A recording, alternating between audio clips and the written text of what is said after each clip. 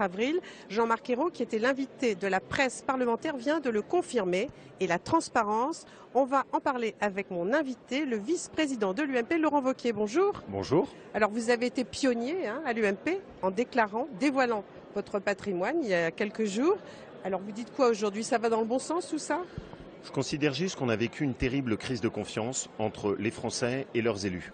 Et donc il y a besoin d'en sortir. En sortir par le haut, c'est plus de transparence, plus d'exemplarité. C'est ce que veut faire le gouvernement, vous êtes pour alors? Oui, mais qui ne suffit pas. Je vais poser une question simple. Qu'est-ce qui, dans ces mesures, aurait permis d'éviter l'affaire Cahuzac? Rien. Et donc moi, je plaide par exemple pour qu'avant la nomination d'un ministre, il passe devant une commission. Mais quand même, vous pouvez nous dire si vous trouvez que ça va dans le bon sens ou pas. Ça, c'est de la transparence que de le dire. Moi, j'ai aucun souci à dire que tout ce qui permettra d'améliorer l'exemplarité et la transparence va dans le bon sens. Par contre, je considère que ça n'est pas suffisant et qu'il faut faire mieux. Alors à l'UMP, vous avez été très critiqué, peut-être un peu en porte-à-faux. On trouve que vous avez joué le jeu de François Hollande en dévoilant votre patrimoine comme ça. Vous savez, mon sujet n'est pas de jouer le jeu de qui que ce soit. Mon sujet, c'est de ne pas se laisser donner des leçons. Mon sujet, c'est de ne pas donner le sentiment qu'en quoi que ce soit, on puisse être gêné par cette question de l'exemplarité. Tous les élus ne sont pas pourris. Dans mon département de la Haute-Loire, j'ai des maires qui font un travail remarquable. Il y a ici, dans cet hémicycle, des gens qui sont des élus qui font leur travail dignement et avec honnêteté. J'en ai assez de ce syndrome du tous pourri, et donc je pense qu'il vaut mieux cette exemplarité, cette transparence, pour que nos compatriotes puissent juger.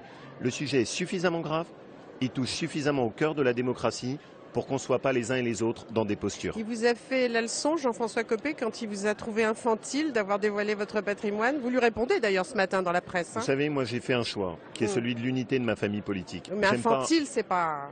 Oui, mais j'aime pas les petits mots. Voilà, donc je ne pratique pas le jeu des petites phrases. Marquez, vous lui répondez qu'il a peur de la transparence, c'est pas mieux. Non, je crois qu'on a des différences d'approche. Il y a, c'est vrai, des différences de sensibilité. Certains, et je le respecte, craignent la transparence ou ses excès, et c'est vrai que ça pose des questions. Craint la transparence. Non, c'est pas ça. Je pense qu'il y a derrière la transparence, et on le voit bien, le risque d'aller trop loin, d'aller dans des excès. À nous de trouver le bon dosage. Moi, je respecte les positions des uns et des autres, mais je pense que c'est un débat qu'on doit pouvoir avoir sereinement. Juste une idée simple. Au moment où la situation est si difficile pour le pays, au moment où il y a tellement de difficultés en termes d'impôts et de pouvoir d'achat, les élus doivent montrer l'exemple. Alors, est-ce qu'il y a deux lignes en ce moment à l'UMP? Une partie qui serait pour la transparence, Fillon aussi a dévoilé son patrimoine. Vous avez suivi François Fillon. Et puis, il y aurait les copéistes qui ne veulent pas de la transparence. C'est quoi? C'est un clivage, un nouveau clivage? Non, je ne crois pas du tout. Je pense qu'il peut y avoir des différences de sensibilité. À nous de savoir en sortir par le haut. Une démocratie, ça s'améliore. Le fonctionnement d'une Assemblée nationale, ça s'améliore. Et on a tout à gagner à mettre plus d'exemplarité. Alors à propos du mariage pour tous, qui va être discuté dans l'hémicycle après la séance des questions au gouvernement, Jean-Marc Ayrault a lancé un appel au calme à l'opposition et à la cohésion nationale. Vous le savez, c'est un sujet pour moi qui est un sujet de conviction extrêmement important. Je suis très choqué par ce qu'est en train de faire le gouvernement. On touche à la famille, on touche à la filiation, à la place des parents, des enfants. Et le gouvernement fait un coup de force parlementaire en essayant de passer en urgence. Mais quelle est l'urgence? C'est pas de l'urgence, c'est pas de l'urgence. En accélérant le calendrier parlementaire. C'est du temps programmé, parlementaire. Attention, c'est pas de l'urgence. Et en accélérant le calendrier, puisqu'il n'était pas prévu que nous en discutions au début cette semaine. En essayant d'aller à la sauvette. Je vais vous poser une question toute simple. Mais les deux principales notions de cette loi, c'est-à-dire l'adoption et le mariage, ont été adoptées au Sénat. Est-ce que je peux vous poser une question simple? C'est moi qui vous pose des questions. Est-ce que c'est la priorité des Français? Quelle est l'urgence dans un pays qui a autant de demandeurs d'emploi chaque jour? Quelle est l'urgence dans un pays qui perd ses entreprises?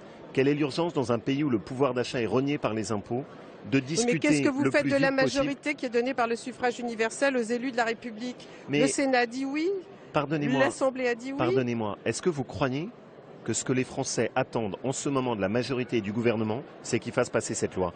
Il y a une autre loi qu'on attendait, qui était une loi destinée à sauver les entreprises qui ferment. Elle nous est promise depuis 6 mois et nous ne l'avons toujours pas. Donc vous allez aller aux manifs là, dimanche et la semaine prochaine? Je continuerai à participer comme je l'ai toujours fait à ce mouvement. Vous allez y aller parce qu'il correspond à mes valeurs. Ce que je défends, ma vision de la famille et ma vision de la filiation. C'est pas de mettre de l'huile sur le feu et risquer de nouveaux dérapages? Je pense que défendre ses convictions et ses valeurs, ça n'est jamais mettre de l'huile sur le feu. Et ce qui est dommage, c'est que le gouvernement n'ait pas compris qu'il devait faire preuve d'écoute et de respect sur ce sujet. Ici, il a humilié les gens qui étaient les opposants. On a tiré avec des gaz lacrymogènes contre des familles avec des enfants.